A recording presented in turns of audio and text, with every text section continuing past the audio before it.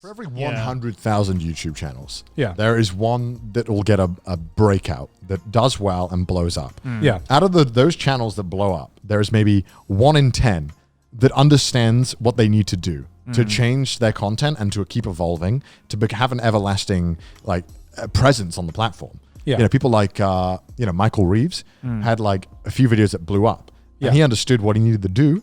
I don't know. I don't know. Maybe he did. I don't know if he did. It could have been sheer dumb luck, you know. But he was making moves and he was making the content and upgrading the things in the places that needed to be upgraded. You know, I felt maybe Michael Reeves doesn't feel like he'd blow up, but when I watched Michael Reeves and he did the whole when his whole branding was the laser pointer in the eye guy. That was how he started, and he just blew up from there. And he kept riding the wave, and he kept doing what was right. You know, because a lot of people, and more often than not, the channels that do die are ones that had massive explosions in growth. Yeah. That's what scares me, actually. Because if you have massive growth, something is you've kind of hit the nail on the head in so many ways, and you probably don't understand why. Yeah. Because this is just sheer luck to you. And the first instinct is to go, keep doing the same thing. Do that again. Because, you know, when you first do it and you have steady growth, I think all of us have had pretty steady growth, I'd say. None of us have had months where we've blown up insane amounts. Yeah.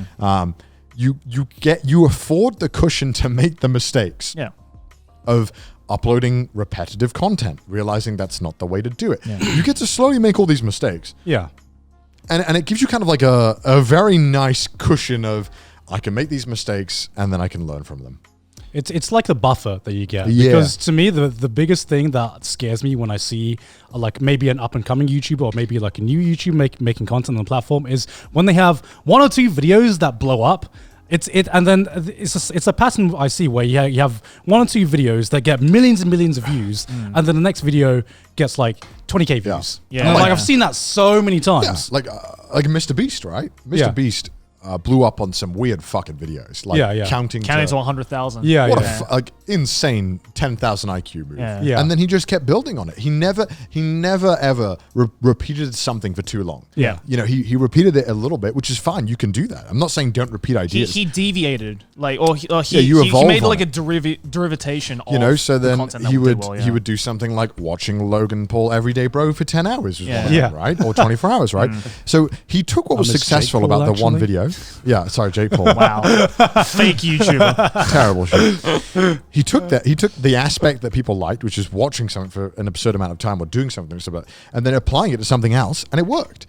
And then he realized, okay, now I'm getting all this success. How do I then, what's kind of the virality here? What's enticing people? It's just the insane, absurd nature of what he's doing.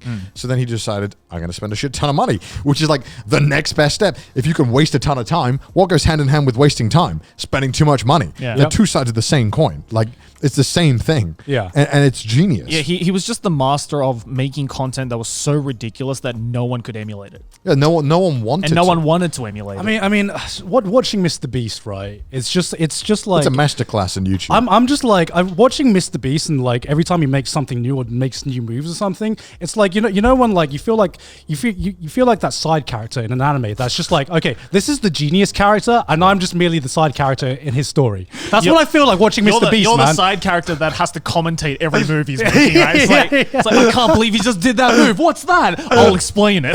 Like when he just like fucking opened a burger chain, I was just like, you are fucking mad, but that is like the most genius move I could ever see anyone doing, because no one's even close to his genius. And like I don't know, like I think part of it is just experience, because like MrBeast went so many years making so many different types of content, and then he blew up like I think like 7 years into his YouTube career. So he just has a lot of experience under his belt, but there is just a natural genius to some of the stuff that he does that is just unmatched by every other content creator right now. Yeah. And you know, God forbid, there are so many channels out there right now that are trying to do something of similar taste to what MrBeast is doing. I think even to varying levels of I think we'd be lying if like we hadn't taken some kind of idea or concept from MrBeast onto our own channel. He made spending money a cool thing. Yeah, exactly, like, right? That's why many of my titles is money in it, because it works. You know? Yeah, exactly. And I think every YouTuber has done at least one video where they've tried to do something similar to varying levels of success. Yeah, I right? mean, you often see content creators, like you see these type of content creators come on the platform every so often where they just like they're so ahead of the game that they just like completely revolutionize the content on the platform. Like Casey Neistat, I remember when like every vlogger tried to be Casey Neistat because he was just when he first started making the vlogs that he did, which was just like taking a day, and instead of just making like this handycam vlog, but just actually making it kind of like a short film. Yeah. And that was just like, that was revolutionary for the time, and like nobody could touch him for the longest time. Because he had to be insane to do what he was doing. Yeah, my God. That man got like 4 hours of sleep, and he had like a family, and like this shit was insane. Like the amount of shit he was doing in a day, I felt exhausted watching. And he has like a factory full of cameras. Yeah, and then he went home and edited it, and I'm like, I would rather shoot myself. Yeah. Like honestly, this looked insane. It's not, dude. Just like daily vloggers, just in general. Totally not surprised that he got burnt out and quit doing it. Yeah. Like anyone. Have you ever seen the film Limitless? Yeah. Yeah.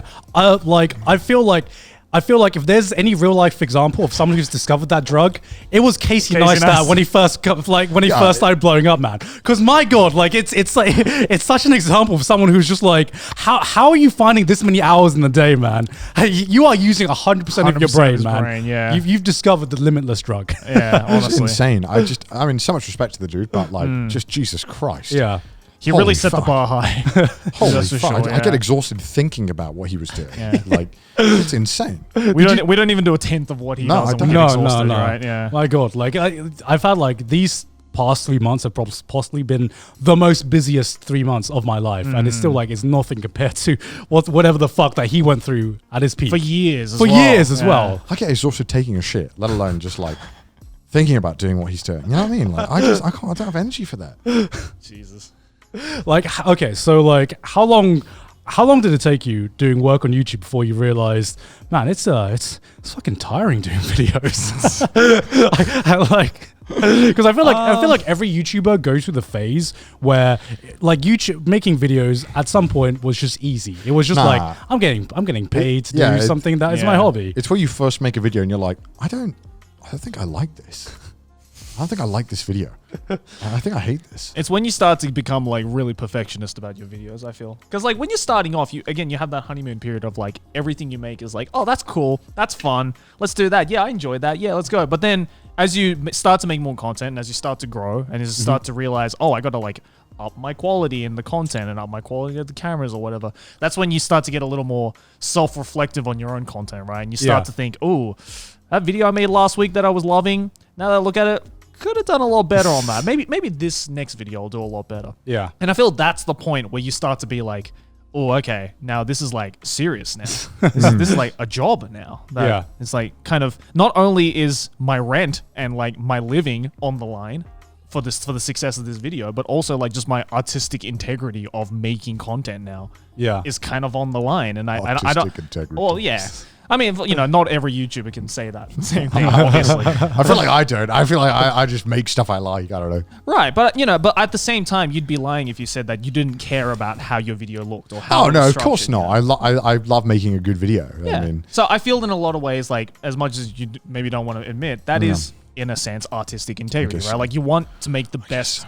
You want to make the best shit you can make. Yeah, you want to make shit you are proud of. Yeah, exactly. That you enjoy. That's just been my philosophy, and that's why I've never like paid too much attention to the algorithm and stuff like that. Maybe seeing what kind of content's doing well or stuff like that. But at the end of the day, I'd like it sounds like such generic advice or whatever, but it's kind of true in a sense where just good content is king. At the end of the day, there's some videos that will not perform as well on the algorithm, but for the most part, if you make good content, people are going to watch it. And then at every so often, you get someone like Darman, which just fucking blows your mind because you're just like, okay, I don't understand. But that's the thing, right? I just, okay, maybe I'm wrong. Maybe my entire understanding of this platform has just been warped.